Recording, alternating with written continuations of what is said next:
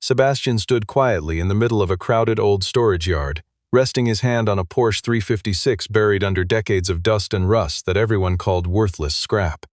In front of dozens of guests, the young CEO Charlotte laughed loudly, declaring the car was worth nothing more than its weight in metal. No one knew that this single father had spent years secretly restoring it piece by piece, down to the very last bolt. When he calmly turned the key, the sound that suddenly rose from the engine froze the entire courtyard into complete silence. Stay until the end to discover the hidden secret behind that Porsche and how it changed both their lives forever. The morning sun poured over a sprawling classic car exposition on the outskirts of a coastal California town, where rows of gleaming vehicles stretched across manicured lawns and tents fluttered in the salt breeze. Photographers adjusted their lenses, reporters murmured into microphones, and a small army of assistants moved briskly between display stands, preparing for the announcement that had drawn so many people that morning. At the center of it all stood a converted warehouse, its wide doors thrown open to reveal a collection of old vehicles the organizing company intended to auction off as part of a routine liquidation. Charlotte, the young and formidable chief executive behind the venture, walked through the space with practiced confidence, her heels clicking against the concrete floor as she surveyed what her team had assembled. She paused near a cluster of microphones, straightened the cuff of her tailored blazer, and addressed the gathered crowd with the easy authority of someone accustomed to commanding a room. Most of what remained in this particular warehouse, she explained, held no real value beyond the metal it was made of, and the company intended to sell the entire lot for scrap. A ripple of laughter moved through the audience as several attendees nodded in agreement, glancing toward the rusted frames and dust-covered shells scattered along the back wall. Near the far corner, half hidden behind a stack of broken crates, sat a Porsche 356 that time had clearly forgotten. Its paint had faded to a dull, patchy gray, its chrome trim pitted with corrosion, and its once elegant curves sagged beneath years of neglect. Nobody in the crowd paid it any particular attention until a quiet, weathered man stepped forward and asked if he might purchase that single vehicle apart from the rest. Charlotte turned, mildly amused by the request, and studied him for a moment before letting out a short laugh of her own. Several of the classic car specialists standing nearby chuckled along with her, exchanging knowing glances as they examined the wreck from a distance. One expert remarked that the frame beneath the body had almost certainly warped beyond repair, while another added that the engine compartment looked as though it had not turned over in decades. A third suggested that the interior had rotted through entirely, leaving nothing salvageable inside the cabin at all. Their remarks blended into a chorus of doubt, each voice reinforcing the notion that the vehicle in the corner was little more than a shell of forgotten metal, unworthy of anyone's time or money. Sebastian listened without protest, his expression calm and unreadable as the laughter rose around him. He did not argue, did not attempt to convince anyone of what he saw in that broken frame, and did not raise his voice above the murmur of the crowd. Instead, he simply looked toward Charlotte and spoke in a low, steady tone that carried more weight than any argument could have. All he wanted, he said, was the key. The simplicity of his request seemed to catch Charlotte off guard, though she recovered quickly, masking her curiosity behind a practiced smile. She glanced at her assistant, who shrugged and flipped through a clipboard of inventory notes, confirming that the vehicle did indeed come with an old key still lodged somewhere in its glove box. Charlotte studied Sebastian a moment longer, taking in his weathered hands, his simple work jacket, and the quiet certainty in his eyes that seemed entirely out of place among the skepticism surrounding him. Something about his composure unsettled her, though she could not yet explain why. The crowd began to disperse toward other exhibits, their attention already drifting toward newer, shinier attractions, but Sebastian remained rooted where he stood. He walked slowly toward the ruined Porsche, brushed a layer of dust from its hood with the back of his hand, and rested his palm gently against the cracked leather of the steering wheel. In that single quiet gesture, something passed across his face no one else in the yard could fully understand, a mixture of memory, determination, and something that resembled a promise long deferred. Sebastian was 41 years old, a man whose hands carried the permanent marks of decades spent among engines, gaskets, and worn tools. He had been a single father for several years now, ever since illness had taken his wife far too soon, leaving behind a grief he rarely spoke of and a quiet resolve to keep moving forward. His daughter currently lived with her grandparents in a nearby town, an arrangement born less of distance than of Sebastian's determination to steady his life before bringing her fully back into it. so she appeared in his world mostly through brief phone calls and a single photograph he kept tucked in his wallet. Long before anyone at the exposition ever noticed him, Sebastian had been one of the most respected restoration specialists in the classic automotive world, a craftsman whose reputation had once opened doors at some of the most prestigious workshops in the country. But after his wife passed, he walked away from that world entirely, turning down offers and contracts that once would have thrilled him, choosing instead to raise his daughter and operate a small, unassuming garage on the edge of town. He lived simply, avoided public attention, kept no presence on any platform where strangers might recognize his name, and declined every request for an interview that occasionally found its way to his door. His days were measured in quiet routines, in the scent of motor oil and the low hum of tools against metal, and in the private satisfaction of restoring what others had already given up on. Charlotte, by contrast, moved through a world defined by boardrooms, quarterly projections, and the constant hum of ambition. At 36, she had already built a formidable reputation as the head of an investment firm specializing in classic and collectible vehicles, a position she had earned through relentless discipline and an almost surgical understanding of markets. She trusted numbers above sentiment, data above intuition, and had built her entire career on the belief that value could always be measured, quantified, and predicted with enough careful analysis. Where others saw an old car and felt nostalgia, Charlotte saw an asset, a line item, a transaction waiting to be finalized. She had never allowed herself much room for romance, her attention consumed instead by acquisitions, negotiations, and the steady climb toward greater influence within her company. To Charlotte, a vehicle was never a memory. It was property, plain and simple, something to be appraised, sold, or discarded according to whatever the spreadsheet dictated. She had grown comfortable with that philosophy, had built her identity around it, and rarely paused to question whether something essential might be missing from a life measured so precisely in numbers and outcomes. Yet as she watched Sebastian walk away from the warehouse that afternoon, the old Porsche's key clutched loosely in his weathered hand, something about his quiet certainty lingered in her thoughts longer than she expected. She could not name it, and she certainly would not have admitted it to anyone on her team.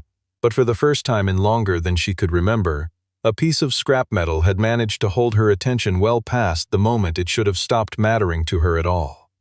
That evening, back in the sleek quiet of her office overlooking the city, Charlotte found herself pausing over paperwork that would ordinarily have taken her only minutes to finish.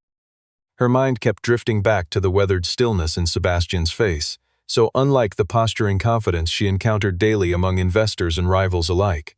She poured herself a glass of water she did not drink, stared out at the darkening skyline for longer than she intended, and eventually admitted, if only to herself, that curiosity had quietly taken root somewhere she had not expected it to grow.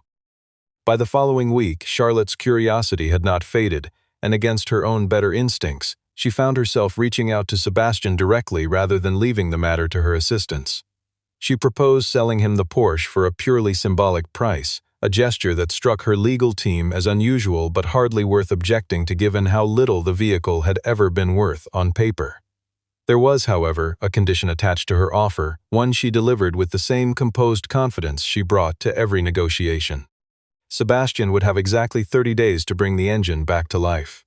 If the car failed to start within that window, ownership would revert entirely to her company, no exceptions and no extensions.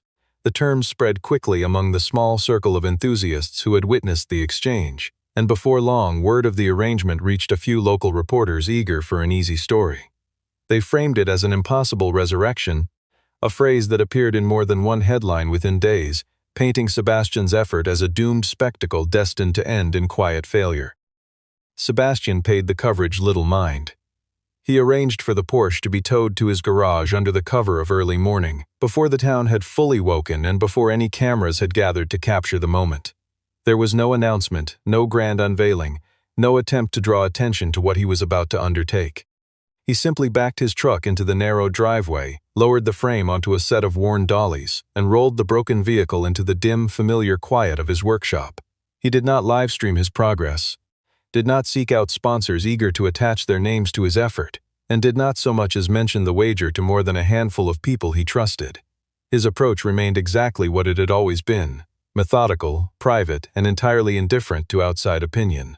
Charlotte, however, found herself unable to simply walk away from the matter once the paperwork was signed.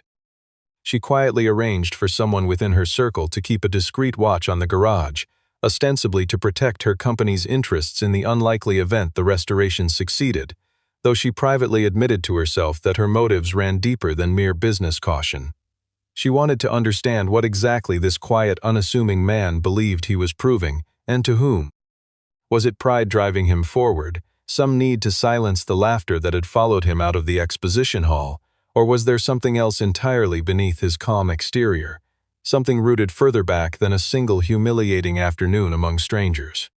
The question followed her through her days, surfacing unexpectedly during meetings and late evening reviews, until she could no longer convince herself it was simple professional interest keeping Sebastian in her thoughts. She caught herself, more than once, glancing at the small photograph her assistant had taken of the garage from a distance, studying the closed doors as though they might somehow answer the question she had not yet found the courage to ask directly.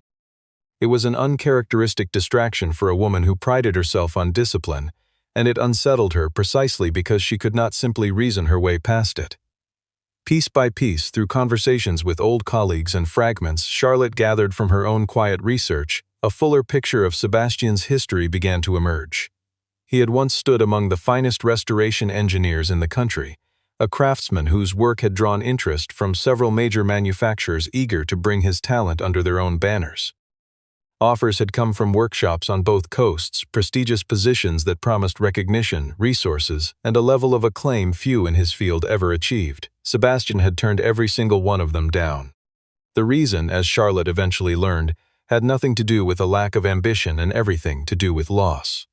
When his wife's illness had taken a sudden and devastating turn years earlier, Sebastian had walked away from every professional opportunity without hesitation, choosing instead to remain close to home, to raise their daughter, and to hold together whatever pieces of ordinary life still remained to him.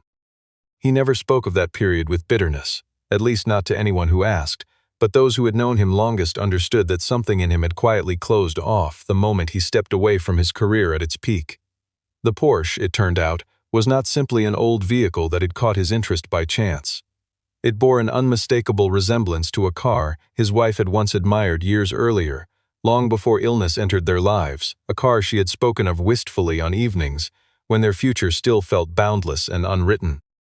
She had never owned one, never even come close, but she had kept a faded photograph of a similar model tucked inside an old journal, a small private dream she carried quietly for years. Restoring the wrecked Porsche was never truly about proving anything to Charlotte, to the reporters, or to the skeptics who had laughed at the exposition. It was about honoring a promise Sebastian had never gotten the chance to fulfill while his wife was still alive to see it. Charlotte, upon learning even fragments of this story, felt something shift within her that she struggled to name. She had approached the entire arrangement as a curiosity, a minor diversion from her usual concerns, confident that whatever drove Sebastian would eventually reveal itself as some familiar mixture of pride or stubbornness. Instead, she found herself confronting a depth of quiet devotion she had rarely encountered in her professional life, one that did not fit neatly into any of the categories she typically used to measure people.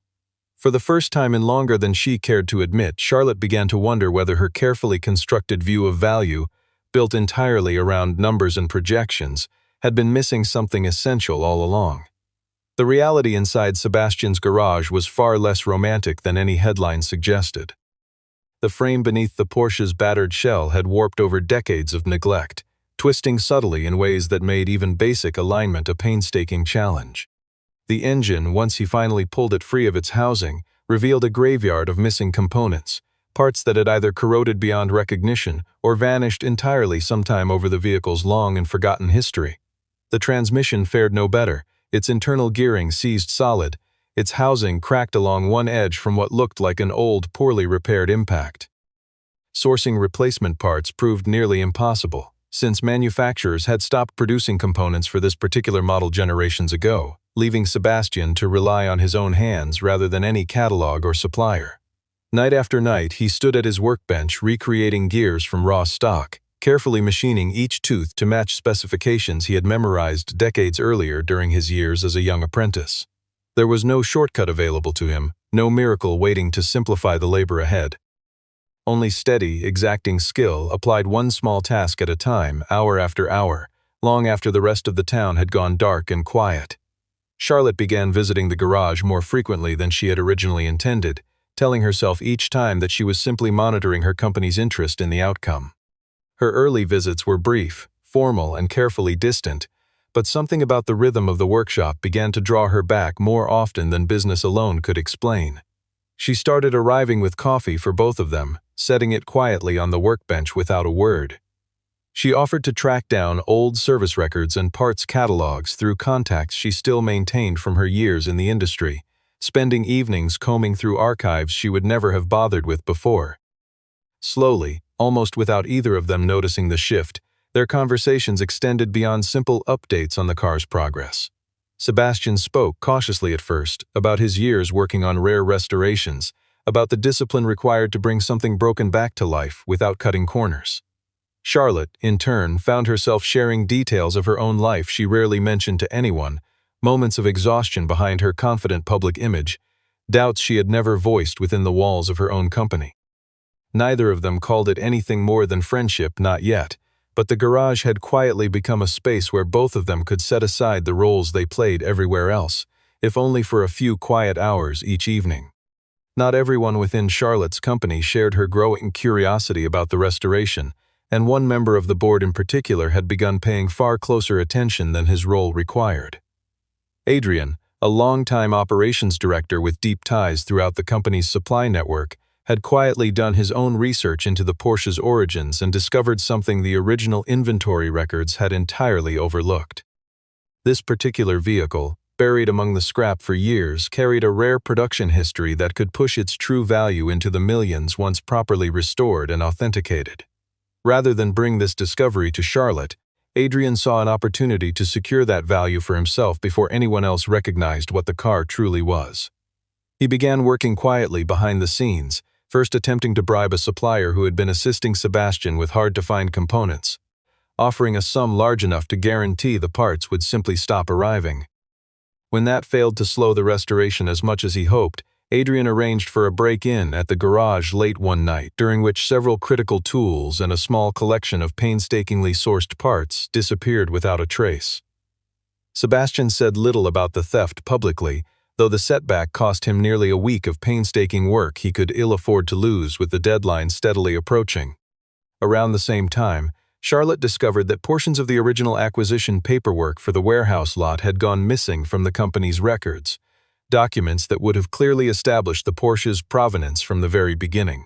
The pattern of disruptions struck her as far too deliberate to be coincidence, and she began quietly cross-referencing internal records, meeting logs, and financial disclosures late into the evening after her staff had gone home. What she found troubled her deeply. Adrian's fingerprints, subtle but unmistakable, appeared across nearly every incident that had slowed Sebastian's progress over recent weeks.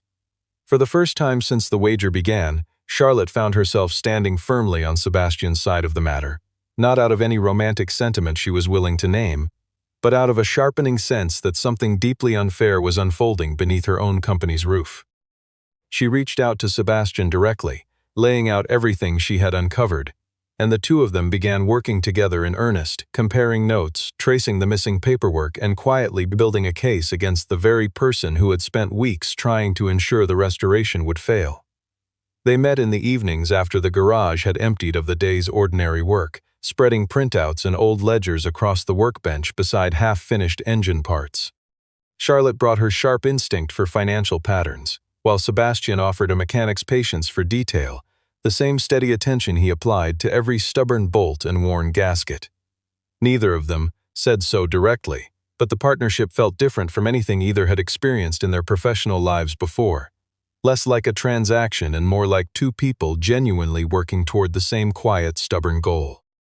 With only 3 days remaining before the deadline, the engine still refused to run properly, sputtering weakly before dying again each time Sebastian attempted to bring it to life. Exhausted but unwilling to abandon the effort, he spent hours tracing the problem back through every system he had already rebuilt, refusing to accept that something so close to completion could simply fail without explanation. Late into the night, running his fingers carefully along an internal component he had reused rather than replaced, he finally discovered the source of the trouble. A critical part had been substituted decades earlier with an incorrect variant, a mismatch so subtle that it had gone unnoticed through every previous inspection, yet significant enough to prevent the engine from ever running as it should. The realization left Sebastian with an impossible choice given how little time remained. He could attempt a quick patch that might get the car running temporarily, or he could tear the entire engine down once more and rebuild it correctly from the very beginning, knowing that even a small miscalculation could cost him the last of his remaining hours. He chose to start over. Word of his decision spread quickly among the small circle who had been following the restoration closely, and most people who heard it assumed exhaustion had finally clouded his judgment beyond reason. Even Charlotte, standing beside him in the garage as he began disassembling work that had taken weeks to complete, felt a flicker of genuine worry settle over her, though she said nothing to discourage him. She had come to trust his instincts too deeply by then to second-guess him now, even as the clock continued its steady, unforgiving march toward the deadline. That final night, the garage remained lit long after every other building on the street had gone dark. The steady clang of tools against metal echoed through the quiet neighborhood well past midnight, punctuated by long stretches of silence as Sebastian worked with a precision that seemed to sharpen rather than falter under pressure. Charlotte stayed beside him for most of it, handing him tools when asked, holding a work light steady when his hands needed to be free, and saying very little as the hours slipped away one by one. Neither of them knew, as dawn approached and the final bolts were tightened into place, whether the engine sitting before them would actually run, or whether years of devotion were about to end in the same silence that had first surrounded that broken car in the corner of an old warehouse. On the day the results were to be announced, hundreds of people gathered outside the exposition grounds where the entire affair had begun exactly 30 days earlier. News crews had set up their equipment along the perimeter, cameras trained on the small stretch of pavement where the Porsche now sat beneath a simple canvas cover, waiting to be revealed one final time. Charlotte stood near the front of the crowd, her expression composed but her thoughts far less settled than her posture suggested. Despite everything she had witnessed over the previous weeks, despite the quiet trust that had grown between them, a part of her still braced for the very real possibility that the engine might refuse to start, that all of Sebastian's effort might end exactly where the skeptics had always predicted it would. Sebastian walked forward without hesitation, dressed simply, his expression calm in a way that betrayed none of the exhaustion of the previous weeks. He offered no speech, no explanation, no attempt to justify what he had done or defend the choices that had brought him to this moment. He simply pulled back the cover, revealing a Porsche transformed, its body restored to a deep, lustrous finish, its chrome gleaming under the morning sun. He stepped inside, settled into the driver's seat, and rested his hand on the key without a word to the crowd gathered around him. He turned it. For a long moment, nothing happened at all, and the silence stretched thin enough that several people in the crowd exchanged uncertain glances, wondering if the moment had already slipped past them unnoticed. Then, low and steady, the distinctive rumble of a classic boxer engine rolled outward across the pavement, deep and unmistakable, growing steadier with each passing second until it settled into a smooth, confident idle. The sound rolled across the crowd like something physical, and for several seconds nobody moved or spoke at all, the entire gathering held in a collective, disbelieving hush. Charlotte felt her breath catch somewhere in her chest, and though she searched for something appropriate to say, no words arrived. She simply stood there, watching Sebastian behind the wheel of the car everyone else had long since given up on, and understood, perhaps for the first time with complete clarity, exactly how wrong her earlier judgment had been. Amid the noise and disbelief that followed, a respected authority on vintage Porsche vehicles made his way through the crowd, having traveled a considerable distance after hearing rumors about the restoration in progress. He circled the car slowly, examining its lines with the practiced eye of someone who had spent his entire career studying such vehicles, before finally addressing the gathered onlookers. What stood before them, he explained, was no ordinary example of its kind. Subtle details in the body construction and a handful of markings hidden beneath the chassis indicated this was an exceptionally rare variant, one connected to a small, historically significant production run that collectors had long believed lost entirely. Its documented history, once properly traced, would likely place its value well beyond anything even Charlotte's most optimistic projections had suggested. Sebastian listened to this revelation with visible surprise, his expression shifting from quiet satisfaction into something closer to genuine astonishment. He had known nothing of the car's rare lineage when he first requested the key, had been driven by memory and devotion rather than any hope of financial gain, and the news did little to change what the restoration had meant to him personally. Charlotte, standing nearby, felt the full weight of her earlier certainty crumble away completely. She had misjudged this man from the very first moment she laughed at his request, had assumed his motives fit neatly into categories she understood, and had been entirely wrong on every count that mattered. Word of the car's newly confirmed value spread quickly through the crowd, and within the hour, members of the board, Adrian foremost among them, began pushing aggressively for the company to reclaim ownership of the vehicle under whatever technicality their legal team could locate. They argued that the original wager had never anticipated a discovery of this magnitude, that the terms should be revisited now that the stakes had changed so dramatically. Sebastian remained unmoved by their pressure, calmly reminding them that an agreement was an agreement regardless of what the outcome eventually revealed. He had honored every condition placed before him, and he intended to hold the company to the very same standard, whatever consequences that might bring for those who now regretted the terms they themselves had written. Charlotte stood quietly beside him as the argument unfolded, watching the same board members who had once mocked the idea of restoration now scrambling to reclaim what they had so casually dismissed. There was something almost fitting in their sudden reversal, a mirror of the very arrogance that had started this entire chain of events weeks earlier in that dusty warehouse. She said nothing to defend their position, and her silence, more than any statement she might have made, told the room exactly where she now stood. In the days that followed, Charlotte made a decision that surprised almost everyone within her organization. Rather than allow the matter to be quietly buried beneath legal maneuvering, she called a press gathering of her own, standing before the same reporters who had once mocked Sebastian's effort alongside her, and offered a public apology for the way the entire situation had first unfolded. She laid out, without omission, the full extent of what she and Sebastian had uncovered together, detailing the theft, the sabotage, and the missing documentation that had nearly cost him everything he had worked so hard to rebuild. Adrian, along with two others who had assisted him throughout the scheme, was removed from the company entirely within the week, their roles terminated amid a swift internal review that left little room for appeal. Charlotte formally relinquished any claim her company might have held over the Porsche, transferring full ownership back to Sebastian without condition or delay. She went further still, offering to invest directly in his small garage, proposing resources that could expand his workshop considerably and finally bring wider recognition to the kind of careful, painstaking work he had quietly practiced for years.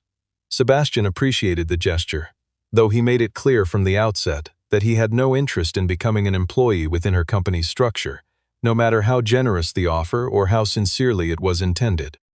He proposed something different instead, an arrangement built on equal footing rather than hierarchy, where his expertise and her resources might combine without either party surrendering their independence. Charlotte considered his counteroffer carefully, then agreed without hesitation, recognizing in that moment something she had rarely encountered throughout her career. For the first time in longer than she could remember, someone had turned away from the full weight of her financial influence, choosing instead a partnership rooted in mutual respect rather than dependency.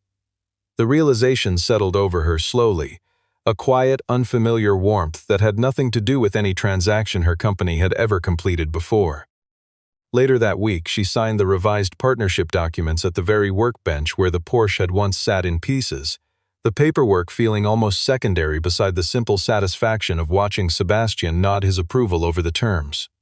Outside, the afternoon light slanted through the open garage door, catching the polished curve of the restored car parked nearby, a quiet reminder of everything that had been rebuilt in the process, not only metal and machinery, but trust itself. Several months passed, and Sebastian's small garage gradually transformed into one of the most respected restoration workshops on the coast, drawing collectors and enthusiasts from far beyond the quiet town where it had always quietly operated.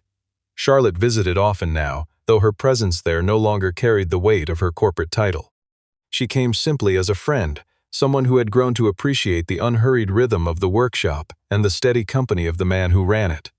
Their conversations had softened over time, shedding the careful distance that once defined every exchange between them, replaced instead by an easy familiarity neither of them had anticipated when their story first began among the mockery of a crowded exposition.